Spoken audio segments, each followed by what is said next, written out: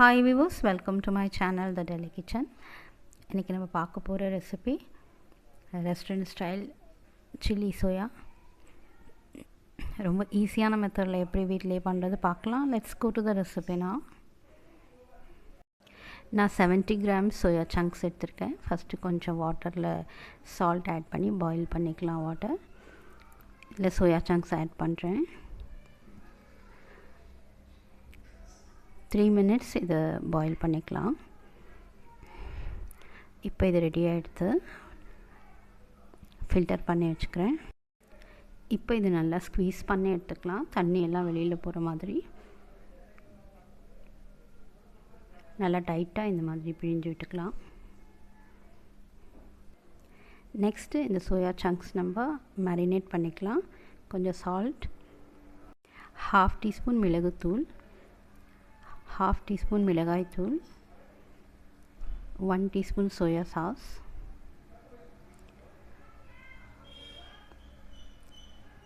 1 teaspoon இஞ்சி பூண்டு paste,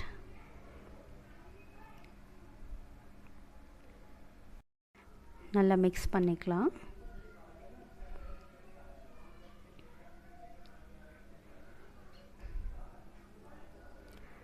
இந்த மாதிரி தரோவாக எல்லாத்துலேயும் கோட் பண்ணிக்கலாம்.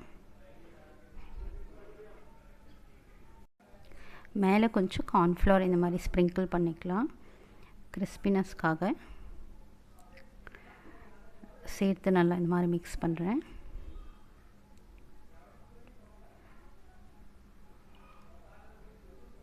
ஒன் ஆர் 2 டேபிள் ஸ்பூன் வரைக்கும் நம்ம ஆட் பண்ணிக்கலாம். அதில்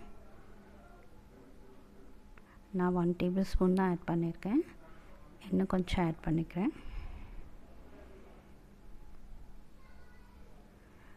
ஸ்லைட்டாக ஒரு தின் கோட்டிங் இருக்க மாதிரி பார்த்துக்கலாம். இப்போ இது ரெடி ஆகிடுத்து. ஒரு கடாயில் மீடியம் ஹீட்டில் இதை ஃப்ரை பண்ணி எடுத்துக்கிறேன். 2-3 பேட்சஸாக போட்டு நான் ஃப்ரை பண்ணுறேன்.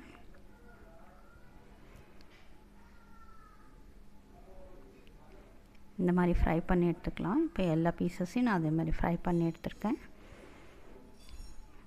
கோல்டன் ப்ரௌனாக. தேவையான வெஜிடபிள்ஸ் இப்போ கட் பண்ணிக்கலாம்.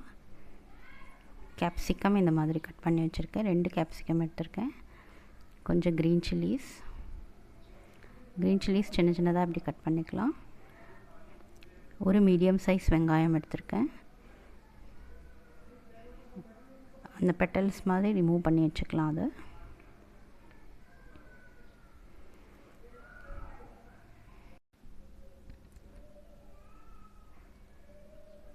வெங்காயம் உள்ளே இருக்கிறது இது மாதிரி ரிமூவ் பண்ணிவிட்டு பெட்டல்ஸ் மாத்திரம் எடுத்து வச்சுக்கலாம். கொஞ்சம் ஸ்ப்ரிங் ஆனியன்ஸ் கட் பண்ணிக்கலாம். மேலே இருக்கிற ஒயிட் போர்ஷன் மட்டும் நான் கட் பண்ணுறேன். 1 டேபிள் ஸ்பூன் கார்ன்ஃப்ளவரில் கொஞ்சம் வாட்டர் ஆட் பண்ணி வச்சுக்கலாம். அந்த மாதிரி சாஸ் திக்கன் பண்ணுறதுக்காக.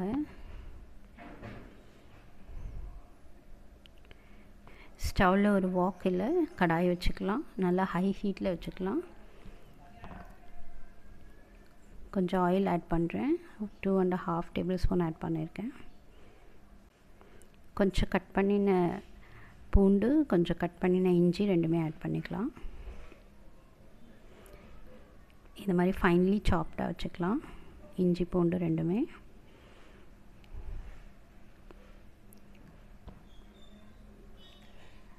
நெக்ஸ்ட்டு ஸ்ப்ரிங் ஆனியன் ஆட் பண்ணுறேன்.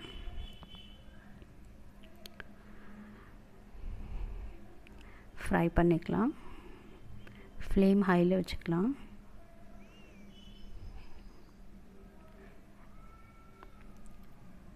இப்போ வெங்காயம் ஆட் பண்ணிக்கிறேன்.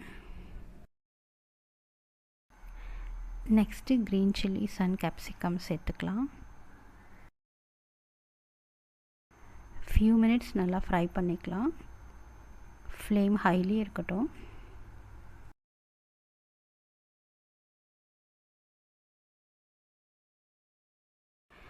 இந்த அளவுக்கு நல்லா ஃப்ரை ஆன உடனே சோயா சாஸ் ஆட் பண்ணலாம். 1/2 டீஸ்பூன் சோயா சாஸ் ஆட் பண்ணுறேன். 1 teaspoon green chilli sauce add பண்ணுறேன். 1 teaspoon red chilli sauce add பண்ணுறேன். 1/2 டேபிள்ஸ்பூன் டொமேட்டோ சாஸ் ஆட் பண்ணுறேன். எல்லாம் சேர்த்து நல்லா blend பண்ணிக்கலாம்.